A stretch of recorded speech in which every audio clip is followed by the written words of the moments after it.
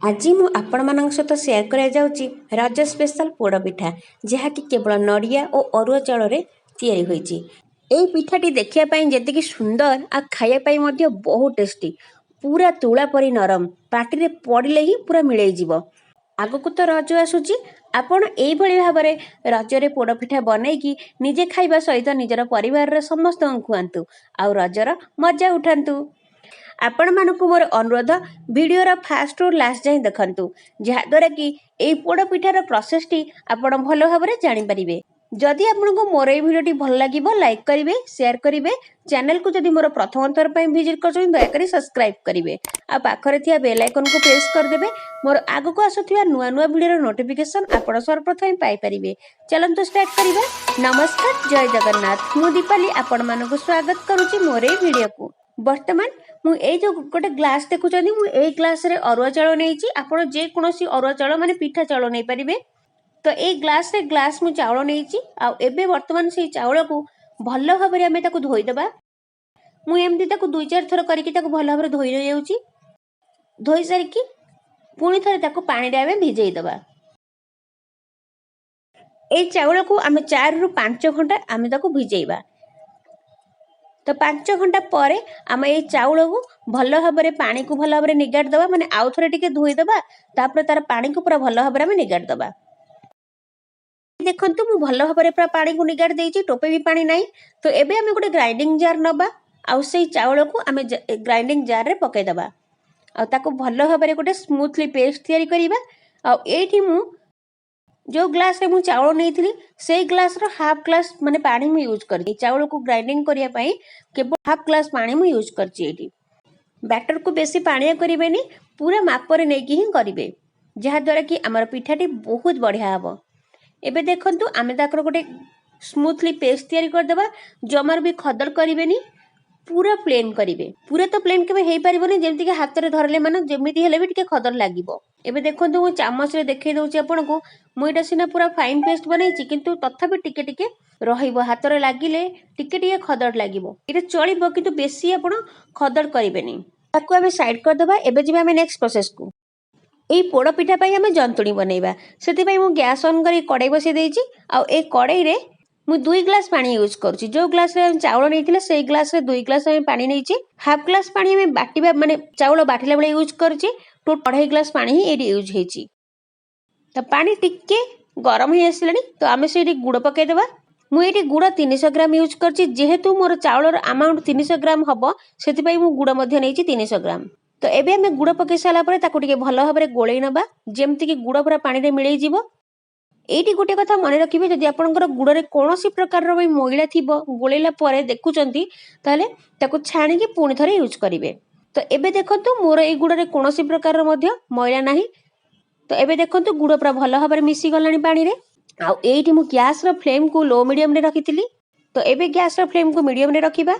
तो एठी मु 2टी तेजपत्र यूज करूची। तेजपत्र जहाँकि पोड़ पिठारे बहुत बढ़िया बास्ना आनी देबो। आ एठी किछि 3 रु 4टी गुजराती छेची कि मु रखितिली ताको मध्ये पकै दउची जोटा कि बहुत बढ़िया बास्ना आसीबो। आ एठी किछि अदा छेचा मध्ये पकै दउची। हाफ चम्मच पाना मधुरी पकै दउची जोटा कि बहुत बढ़िया फ्लेवर आनी देबो हमर पोड़ पिठा को। एठी मु हाफ चम्मच लूण मध्ये पकैची जहाँ कि मु कैमरा रे नै पारनी पण माने लूण निजर स्वाद अनुसार नै पारिबे। आ एठी मु किछि नड़िया कोरा आउ किछि नड़िया जो पात नड़िया ताको मध्ये हम पकै देबा। नड़िया कोरा नबा सहित नड़िया पात मध्ये मु एठी यूज करची। आपण जे कोनोसी ड्राई फ्रूट्स मध्ये घियो रे भाजी कि आपण ताको यूज करि परिबे। बादाम मध्ये यूज करची किंतु एठी जेहेतु मु केवल नड़िया आउ अरुआ चाउल रे नेइची आ ता सहित माने किछि चीना बादाम मध्ये यूज करची। एठी देखंतु हमर से गुड़ पानीटी मध्ये फुटिबा आरंभ हलानी। तो एठी मु 2 चम्मच घियो पकै दउची गुआ घियो। घियो पकेया द्वारा हमर पोड़ पिठारे घियर बहुत बढ़िया बास्ना आसी जीवो ता सहित जंतुणी जंतिला बेले मध्ये कड़ाई रे लागिबनी। पानी तो फुटी आसलानी। तो एबे हमें जो अरुआ चाउल जो बैटर रखिथिले ताको मध्ये हमें अल्प अल्प करी पकेइबा। अल्प अल्प पकेइकी गोळेइबा एकाथरे पकेइबेनी अल्प अल्प करके एमती पकेइकी गोळेइबे जहा द्वारा कि से चाउल माने हमर जंतुणीटी बिंडा बिंडा हबनी। तो गैस रो फ्लेम को किंतु लो रे रखिबे। एई भली भाबरे देखंतु गोळेइबे अल्प पकेइकी अल्प गोळेइबे। मु जो भली भाबरे करूची सेई भली भाबरे करिवे जहा द्वारा कि हमर जंतुणीटी पूरा परफेक्ट हबो। तो ये जंतुणी बनया 10 रु 12 मिनिट टाइम लगिवो किंतु परफेक्ट हबो। जंतुणी बनैला बेले गैस फ्लेम को आम लो रे रखिकी बनैबा जहाद्वारा आमर जंतुणी सिझिबा सहित आमको जंतुणी बनैबार कौन प्रोब्लेम हेनी। जितेबाला देखिए तलपटे आउ जंतुणी लागुनी तो आप जानवे जे परफेक्ट आम जंतुणी हो गलानी बोली। एबे आमर 10 ରୁ 12 मिनिट प्राय हो गलानी तलपटू आउ लागुनी जंतुणी छाड़ी छाड़ी आसलानी।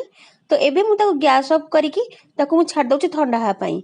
तो एबे हम जे नेक्स्ट प्रोसेस को मुझे गैस ऑन करके आउ गोटे पैन बसई दउथि कि पोड़ पिठाटी पोड़ीबा। तो एबे हम से पैन रे भल भाबरे घी को ग्रेस कर दउची कि हमर पोड़ पिठाटी तळे लागिबो। तापरे आमे जो जंतुणी से गरम गरम अवस्था रे ही आमे ताको से पैन को दे दबा। आपण माने एठी खली पत्र किबा कदली पत्र रे मध्ये यूज करि परिबे जेतु मो पाखरे ए सब अवेलेबल न थिला तेणु केवल से पैन रे ही मु से जंतुणी को पके दउची। जंतुणी को पैन रे पकई सारा पर एमती हाथ रे टिके ताको चापी चुपी देकी पूरा समान कर देबे। आ ता ऊपर किछि नडिया पात रखितले ताको मध्ये हम देई दबा देकी ताको कवर कर दबा। प्रेशर ऊपर जो हुइसिल अछि ताको मध्ये हम काढी देकी एको मु 40 मिनिट पर्यंत एमती लो फ्लेम रे गैस रो फ्लेम को लो करिकी मु ताको कुक करिबे। तो 40 मिनिट पूरा हे गलानी मु एठी देखंतु मु पिन मारी की देखुची पिठाटी हेलानी कि नाही। 40 मिनिट पर मु देखिथिली पिठाटी हेई नथिला तो मु आउ 10 मिनिट ताको बेक करथिली हे जाइथिला। तो एबे देखंतु हमर पिठाटी पूरा हेई जाइची। तो एबे किंतु हमें पिठा संगे संगे ताको काढिबानी आमे ताको रखि देबा 4 ରୁ 5 घंटा परे ताको आमे काढिबा। पिठाटी को संगे संगे खाइले भल लागिबनी याकू रखि देबे ठंडा करिकी 2-3 घंटा परे आराम से खाइबे देखिए बहुत बढ़िया टेस्ट आन दबो। एठी देखंतु तळपट्टा मध्ये बहुत भल भाबरे पोडी जाइची। तो मु एठी गोटे काटिकी आप मानकु देखाइ दउची देखंतु पिठाटा बहुत नरम होईची मध्ये बहुत टेस्टी आ एटा बहुत बहुत बढ़िया। देखंतु मु एठी पिठा को काटिकी आप मानकु देखाइ दउची मध्ये ता पछपट्टा केमती देखंतु यार पछपट्टा केते सुंदर भाबरे पोडीची। यदि आपण माने चाहुचनी तार ऊपर पट्टा मध्ये पोडिया पई तो गैस ऑन करके गोटे तावा बसेकी मध्ये आपण ताकू 10 ରୁ 15 मिनिट पर्यंत मध्ये पोडी परिबे। आ रजरे एई भली भाबरे पोड़ पिठा बनांतु आ रज को एंजॉय करंतु। आपण मानकु मोर ए भिडियोटी केमती लागिला निश्चित भाबरे लेखिकी जणैबे। जदि भलो लागिला आपण लाइक करिवे शेयर करिवे चैनल को यदि प्रथम थर पई विजिट करछन दया करी सब्सक्राइब करिवे। मु पुणी आसीबे आ गोटे नुवा भिडियो नै रहउची। नमस्कार जय जगन्नाथ।